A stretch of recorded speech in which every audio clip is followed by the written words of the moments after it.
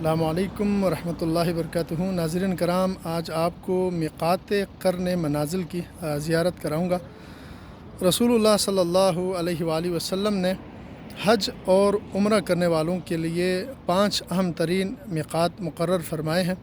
تو ان میں سے ایک اہم ترین میقات قرن منازل ہے۔ ریاض کے سائڈ سے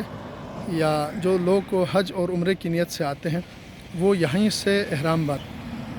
میقات کو اللہ تبارک و تعالیٰ نے بیت اللہ کی عظمت اور حرمت کی خاطر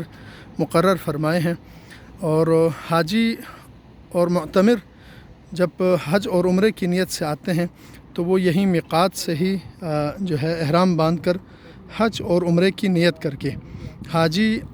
اللہم لبیک حجن اور عمرہ کرنے والا اللہم لبیک عمرتن کہہ کر اپنا نیت باندھتے ہیں،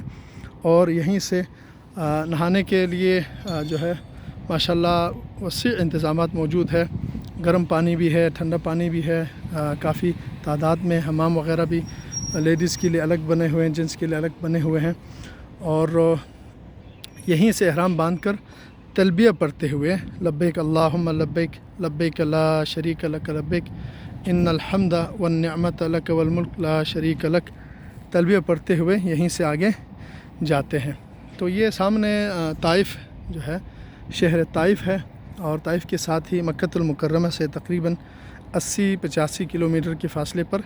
یہ میقات جو ہے واقع ہے، اور جتنے میقات ہیں ان میں سب سے جو ہے نزدیک ترین، تنعیم کے بعد سب سے نزدیک ترین میقات یہی ہے، میقات قرن منازل۔ اللہ تعالیٰ تمام اہل ایمان کو مقدس مقامات کی زیارت کرنے، بار بار کرنے کی اللہ تعالیٰ توفیق عطا فرمائے۔